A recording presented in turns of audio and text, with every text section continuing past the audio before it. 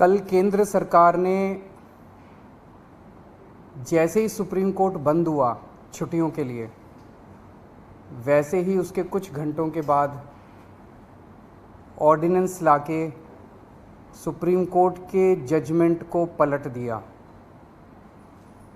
हम सब जानते हैं एक हफ्ते पहले सुप्रीम कोर्ट ने जजमेंट दिया था कि दिल्ली के अंदर अधिकारियों के ऊपर कंट्रोल, सरकारी अधिकारियों, सरकारी कर्मचारियों के ऊपर कंट्रोल दिल्ली की चुनी हुई सरकार का होगा।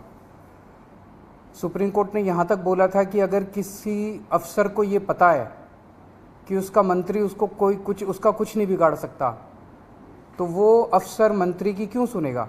ये वो कोर्ट के ऑर्डर में लिखा है। तो इसीलिए कोई भी जिम्मेदार सरकार चलाने के लिए ये ज़रूरी है कि अफसरशाही और कर्मचारी जो हैं वो सीधे सीधे चुनी हुई सरकार के अंडर में आएँ। इसको कल इन्होंने 4 बजे कोर्ट बंद हुआ, 5 बजे और 10 बजे इन्होंने ऑर्डिनेंस पास करके उस कोर्ट के आदेश को पलट दिया। जिस दिन आदेश आया था उसके अगले दिन इन लोगों ने सोच लिया था कि ऑर्डिनेंस लाके इस आदेश को पलटना है, क्योंकि अगर हम सीक्वेंस ऑफ इवेंट्स देखें, जजमेंट आने के और उसको पलटने के बीच में 8 दिन है। पहले 3 दिन सेक्रेटरी सर्विसेज गायब हो गया, उसका फ़ोन ऑफ हो गया। 3 दिन के बाद सेक्रेटरी सर्विसेज निकलते हैं, कहते हैं मैं कोर्ट का ऑर्डर मानने को तैयार हूँ। तो चीफ सेक्रेटरी फिर बीच बीच में गायब हो जाते हैं और सिविल सर्विसेज बोर्ड की मीटिंग होने में 3 दिन लग जाते हैं। फिर फाइनली जब सिविल सर्विसेज बोर्ड की मीटिंग होती है और एलजी के पास प्रस्ताव भेजा जाता है तो 2 दिन एलजी साहब बैठ जाते हैं उसके ऊपर। 8 दिन इन लोगों ने इस तरह से बिता दिए। ये सारे के सारे कोर्ट के बंद होने का इंतज़ार कर रहे थे कि कब कोर्ट बंद होगा, कब कोर्ट की छुट्टियां होगी और कब हम अध्यादेश लाएंगे। तो प्रश्न ये उठता है कि ये कोर्ट के बंद होने का इंतज़ार क्यों कर रहे थे कि जब कोर्ट बंद होगा तब हम अध्यादेश लाएंगे। पहले ले आते, जब कोर्ट की छुट्टियां नहीं चल रही थी, जब कोर्ट खुला था, जिस दिन अध्यादेश आया 3 दिन बाद, 4 दिन बाद, 5 दिन बाद ले आते, क्योंकि ये अंदर दिल के अंदर जानते हैं कि ये अध्यादेश पूरी तरह से गैर कानूनी, गैर संवैधानिक और जनतंत्र के खिलाफ है। इन्हें पूरी तरह से पता था कि अगर सुप्रीम कोर्ट के खुले होते हुए अगर ये अध्यादेश ले आते और हम अगर अगले दिन इसको सुप्रीम कोर्ट में चुनौती देते तो सुप्रीम कोर्ट में ये 5 मिनट भी ये अध्यादेश टिकने वाला नहीं था। तो ये चाहते थे कि सुप्रीम कोर्ट बंद हो और उसके बाद ये अध्यादेश लेके आए। अंदर खाने ये भी जानते हैं कि ये अध्यादेश 5 मिनट भी टिकने वाला नहीं है। तो क्या इस अध्यादेश की लाइफ केवल 1.25 महीने की है जब तक सुप्रीम कोर्ट बंद है? 1 जुलाई को सुप्रीम कोर्ट खुलेगा, हम इसको चैलेंज करेंगे सुप्रीम कोर्ट के अंदर, और फिर सुप्रीम कोर्ट, हम जानते हैं कि ये भी जानते हैं, अंदर खाने ये भी जानते हैं कि इस अध्यादेश का क्या होगा। तो क्या ये अध्यादेश केवल इस 1.25 महीने की छुट्टियों के लिए लाया गया है? आज मैंने आप ही लोगों के चैनलों पे देखा कि ये कह रहे हैं कि हम इन्होंने रिव्यू पिटीशन फाइल कर दी है, किसी ने कॉपी भी भेजी है, शायद कर दी है या करने वाले हैं, कर दी है। रिव्यू पिटीशन का क्या मतलब रह गया? जब ऑर्डिनेंस लाके इन्होंने पूरे के पूरे जजमेंट को ख़त्म कर दिया तो जो जजमेंट ही नहीं बचा उसका रिव्यू का कैसा? तो रिव्यू पिटीशन तो तभी मेंटेनेबल होगी जब अध्यादेश को वापस लिया जाएगा रिव्यू पिटीशन की हियरिंग के पहले। तो ये क्या ये इंडिकेशन है कि जैसे ही सुप्रीम कोर्ट खुलेगा इस अध्यादेश को वापस ले लिया जाएगा? नहीं तो रिव्यू पिटीशन का मतलब ही नहीं है। जज तो यही कहेंगे कि भाई तुमने तो सारा हमारा जजमेंट खत्म कर दिया, तो रिव्यू पिटीशन किस बात की है? रिव्यू पिटीशन तो कुछ है ही नहीं। तो ऐसा लगता है कि ये केवल एक भद्दा मजाक किया गया है जनतंत्र के खिलाफ, देश के लोगों के साथ, दिल्ली के 2 करोड़ लोगों के साथ।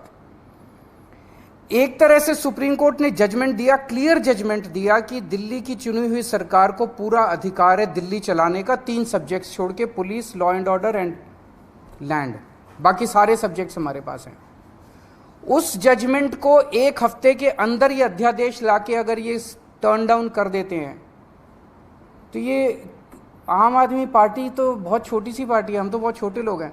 ये तो सीधे सीधे केंद्र सरकार सुप्रीम कोर्ट को चुनौती दे रही है, सुप्रीम कोर्ट को चैलेंज कर रही है कि तुम जो मर्जी ऑर्डर कर लो, तुम्हारे सारे ऑर्डर हम 2 मिनट के अंदर ऑर्डिनेंस लाके, बिल लाके सब खत्म कर देंगे।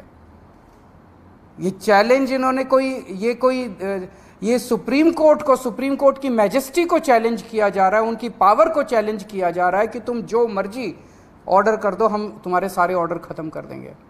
सुप्रीम कोर्ट की इंसल्ट की जा रही है। This is a direct contempt of supreme court. आम आदमी पार्टी को 3 बार प्रचंड बहुमत, 4 बार, 3 बार असेंबली के अंदर मिला और 1 बार एमसीडी के अंदर प्रचंड बहुमत मिला आम आदमी पार्टी को। दिल्ली के लोगों ने बार बार चीख चीख के कहा है कि हमें आम आदमी पार्टी की सरकार चाहिए, हमें आम आदमी पार्टी की सरकार चाहिए, हमें आम आदमी पार्टी पसंद है। और बार बार इन लोगों ने आम आदमी पार्टी को की सरकार को काम करने से रोका है। तो ये तो एक तरह से खुली चुनौती है कि तुम जिसको भी, हमारी पार्टी के अलावा जिसको भी चुनोगे, हम उसको काम नहीं करने देंगे। ये क्या बात हो गई? ऐसे देश कैसे चलेगा?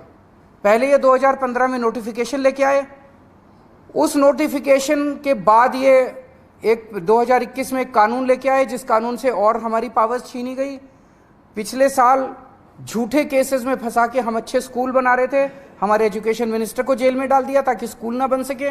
हम अच्छे मोहल्ला क्लिनिक अस्पताल बना रहे थे, हमारे उसको हेल्थ मिनिस्टर को जेल में डाल दिया ताकि स्कूल अस्पताल ना बन सके। और अब ये कानून लेके आ गए। ये बेसिकली तो काम करने से रोकना चाहते हैं आम आदमी पार्टी की सरकार को, क्योंकि जैसा काम आम आदमी पार्टी की सरकार कर रही है वैसा काम करने की इनकी ना तो नीयत है और ना इनकी कैपेसिटी है वैसा काम करने की। पर मैं दिल्ली के लोगों को भी और देश के लोगों को भी कहना चाहता हूँ कि स्पीड स्लो जरूर होगी कामों की। आज जो इन्होंने अध्यादेश पारित किया, उन्होंने और भी कई सारे सेक्शंस डाले हैं, अभी भी हम स्टडी कर रहे हैं।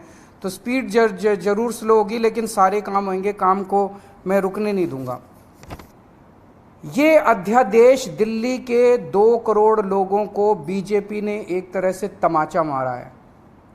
बीजेपी का कहना है तुम जिस भी सरकार को चुनोगे, चुन के देख लो, हम काम नहीं करने देंगे, हम काम रोकेंगे, हम तुम्हारी सरकार को काम नहीं करने देंगे। ये तो दिल्ली के लोगों को का अधिकार है अपनी सरकार चुनने का। भाई संविधान देता है अधिकार कि आप जिस मर्जी को वोट देके चुनो।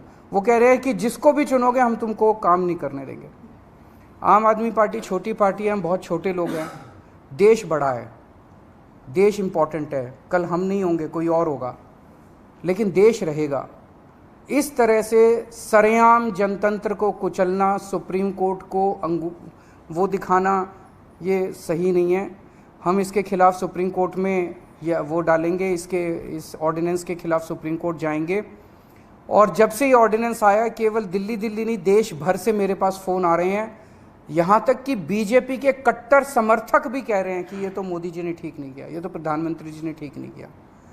भाई 2015 में तुम नोटिफिकेशन लेके आए, उसी टाइम ले आते ऑर्डिनेंस, कोई कुछ नहीं कहता। 8 साल के संघर्ष के बाद दिल्ली के लोगों ने संघर्ष किया, आम आदमी पार्टी की सरकार ने संघर्ष किया। संघर्ष करने के बाद सुप्रीम कोर्ट ने जब इतना साफ साफ फैसला दे दिया, उस फैसले को तुम पलट देते हो और तुम कहते हो हम सुप्रीम कोर्ट को नहीं मानते। इसके तो ये तो पूरा देश देख रहा है और पूरा देश कह रहा है ये तो बहुत गलत काम किया इन लोगों ने। तो दिल्ली के लोगों के बीच में जाऊंगा मैं अब, और बहुत जल्दी दिल्ली के अंदर महारैली की जाएगी। और मुझे जिस तरह से रिएक्शन आ रहे हैं जनता के, मेरे को लगता है कि इस बार दिल्ली के अंदर भारतीय जनता पार्टी को जनता 7 में से 1 भी सीट नहीं देने वाली। जनता बहुत नाराज़ है इनके हथकंडों से, इनकी तानाशाही से और इनकी गुंडागर्दी से।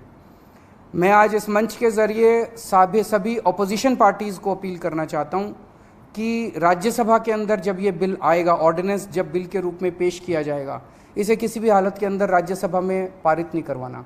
मैं खुद एक पार्टी के नेताओं से जाके मिलूंगा, उनसे समर्थन मांगूंगा कि इस बिल को अपोज करना है, ये जनतंत्र के खिलाफ है। किसी भी हालत में हमें इस बिल को पास नहीं होने देना राज्यसभा के अंदर।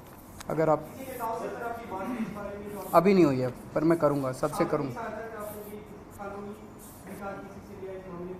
वो तो सिंघवी साहब हमारे वकील हैं, वो देख रहे हैं, स्टडी कर रहे हैं। सर, कोई डेट फाइनलाइज हुई है जब आप चैलेंज करेंगे इसको, या यू विल वेट? जैसे कोर्ट खुलेगा, 1 जुलाई को शायद खुल रहा है, इमीडिएटली भी सबसे बड़ी कोर्ट तो सुप्रीम कोर्ट होती है, उसकी भी कॉन्स्टिट्यूशनल बेंच ने ये 5 जजेस ने जजमेंट दे दिया, उसको पलट दिया इन्होंने। बताओ, तो संसद कानून बने तो फिर कहाँ सुप्रीम कोर्ट ही आदेश दे रहा है तो कानून बनने तो आप क्या करेंगे? नहीं तो सुप्रीम कोर्ट जाएंगे ना। देखिए, मैं देख रहा था आप सब लोगों ने सिंघवी साहब का इंटरव्यू किया है। Basic structure of the constitution जो है, कोई भी कानून लाके बेसिक स्ट्रक्चर, कल को अगर कोई ब्रूट मेजॉरिटी आ गई और उसने कह दिया हाँ जनतंत्र खत्म कर दिया उन्होंने संविधान से कि जनतंत्र अब नहीं होगा, वो नहीं कर सकते। ऐसा कानून नहीं आ सकता जो जनतंत्र खत्म कर दे। ऐसा कानून नहीं आ सकता जो फेडरल स्ट्रक्चर है हमारा, सेंटर अलग है, स्टेट्स अलग है, वो खत्म करे। ये सीधे सीधे फेडरल स्ट्रक्चर के ऊपर हमला है। तो इस तरह का कोई कानून भी नहीं आ सकता जो कि फेडरल स्ट्रक्चर के ऊपर हमला हो। तो कई सारे बेसिक कॉन्स्टिट्यूशनल प्रिंसिपल्स हैं, basic structure of the constitution है जिसके ऊपर हमला किया गया इस ऑर्डिनेंस के द्वारा। तो ऐसा मानना है कई सारे कानून के जानकारों का कि ये ऑर्डिनेंस जो है, या ये अगर कानून की शेप भी लेता है तो ये कोर्ट के अंदर टिकेगा नहीं। ये जो ऑर्डिनेंस पास हुआ, do you think this is no more Delhi versus centre, rather the court versus the, ये पूरी की पूरी लड़ाई अब एक तरह से सुप्रीम कोर्ट वर्सेस सेंटर है। ये केवल दिल्ली सरकार एक छोटी सी चीज हो गई है। उन्होंने तो सीधे सीधे कह दिया। इस तरह से तो ये बहुत खतरनाक चीज है। सुप्रीम कोर्ट कोई भी आदेश पारित करेगा, अगर केंद्र सरकार के खिलाफ पारित करेगा, केंद्र सरकार कानून लाके उसको पलट देगी, उनकी मेजॉरिटी है ना। फिर देश की जनता कहाँ रह गई? जैसे आप लोगों ने सुना होगा कि वो भी इन्होंने ऑर्डिनेंस लाके किया था, जो ईडी के डायरेक्टर की एक्सटेंशन वाला मामला था। ऑर्डिनेंस लाए थे, लेकिन अब सुप्रीम कोर्ट कह रहा है कि हम उसको, मतलब अभी जजमेंट नहीं आया, लेकिन हियरिंग के दौरान सुप्रीम कोर्ट ने कहा कि हम इसको नहीं मानते।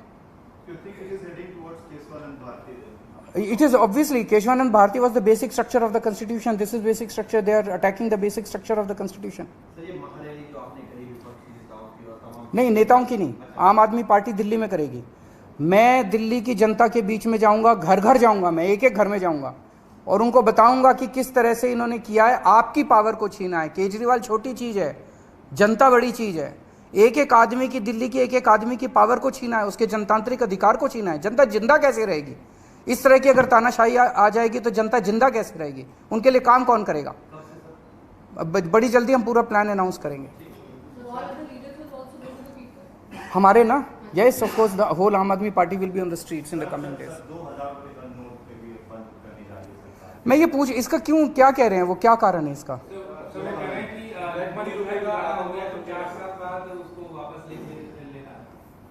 मैं तो बार बार कह रहा था कि सरकार को पढ़ा लिखा होना चाहिए, क्योंकि कभी कहते हैं कि भ्रष्टाचार खत्म करने के लिए 2000 रुपये का नोट लेके आए, कभी कहते हैं कि भ्रष्टाचार खत्म करने के लिए 2000 रुपये का नोट हटा दिया। तो मतलब कुछ समझ नहीं आ रहा कि सरकार कर क्या। पूरा देश को लाइनों में लगाए रखते हैं, पूरा दिन लाइनों में लगाए रखते हैं, हर 3-4 साल में लाइनों में लगा देते हैं। ये अच्छी चीज़ नहीं है, ये अनप्रोडक्टिव काम है।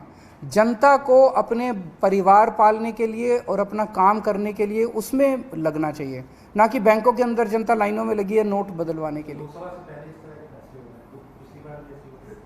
तो आप समझ ही रहे हैं उसके कारण क्या है। शुक्रिया, थैंक यू।